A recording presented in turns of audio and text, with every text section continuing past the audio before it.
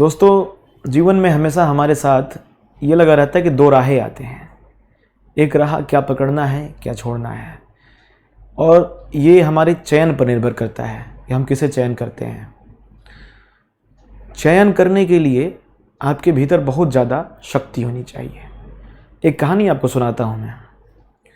एक बार एक व्यक्ति था, वो एक साधु के पास गया और उससे पूछता है कि महाराज, जीवन जीने का कोई एक फार्मूला बताइए जिसे जीवन को मैं अच्छे से समझ सकूं। साधु कहा कि बेटा, ऐसा है कि जितने आदमी हैं उतने फार्मूले हैं। एकदम तुम फार्मूला कोई एक तय नहीं है, हर व्यक्ति के अलग अलग अलग सूत्र हैं, अलग अलग फार्मूला है। तो कहा नहीं महाराज, आप बताइए मुझे। बताएंगे, क्यों नहीं बताएंगे, ठीक है चलो बताता हूँ मैं। तो कहा कि अच्छा ठीक है, ऐसा करो कि ये एक चम्मच है और चम्मच में सरसों का तेल ले लो, ठीक। और वो जो महल है, वहाँ महल में जा कर के घूम करके आओ थोड़ा। राजा का महल कभी कभी खुलता है। तो चले गए महल में, चम्मच का तेल। ध्यान रखो, सुनो सुनो सुनो, वो जो चम्मच का तेल है वो गिरना नहीं चाहिए। गिर गया तो फिर मैं फार्मूला नहीं दूंगा भाई, पहले जान जाओ। आओगे तो ऐसा सटीक फार्मूला दूंगा कि तुम मतलब ज्ञानी हो जाओगे। वो आदमी चम्मच और तेल लेकर चल दिया।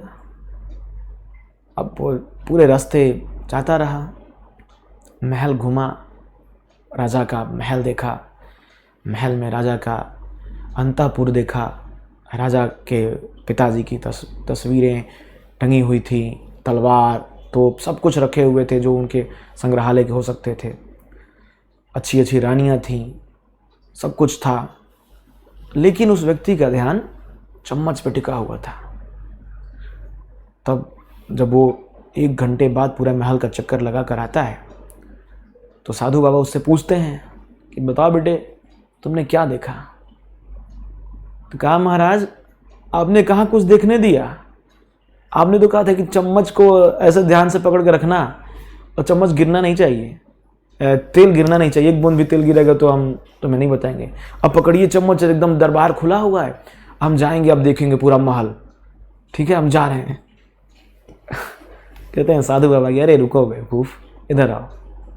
हम तो यही कहना चाह रहे थे कि तुम्हारा ध्यान पूरा चम्मच और उसके सरसों के तेल पर रह गया। लो, और ऐसे मार करके सरसों का तेल गिरा देते हैं। चम्मच भी गया, सरसों तेल भी गया। बेचारा 1 घंटे से जिस चम्मच और सरसों तेल को पकड़ के रखा था वो खत्म हो गया, कहानी खत्म। फिर महाराज साधु बाबा उसको सूत्र देते हैं कि जीवन जो है बहुरंगी पुष्पों से जुड़ा हुआ है। बहुरंगी पुष्प मतलब इसमें बहुत सारे पुष्प हैं और उन सारे पुष्प हैं को आप नहीं देखोगे। अब तुम चाहते तो राजा का अंतःपुर देख सकते थे, राजा के तस्वीरें देख सकते, तलवार देख सकते, भाले देख सकते थे, लेकिन तुम नहीं देख पाए क्योंकि तुम चम्मच देखते रहे। तो जीवन के उन रंगों को आपको देखना पड़ेगा जो आपके जीवन में आ रहे हैं, नहीं तो फिर आप एक ही राग, एक ही रंग में रह जाएंगे, फिर वो इंद्रधनुष नहीं बन पाएगा। बड़ी बड़ी बातें हैं, उसको छोटी छोटी बातों में मैं कह रहा हूँ। अब वो कह क्या रहे हैं उस बात को समझाता हूँ।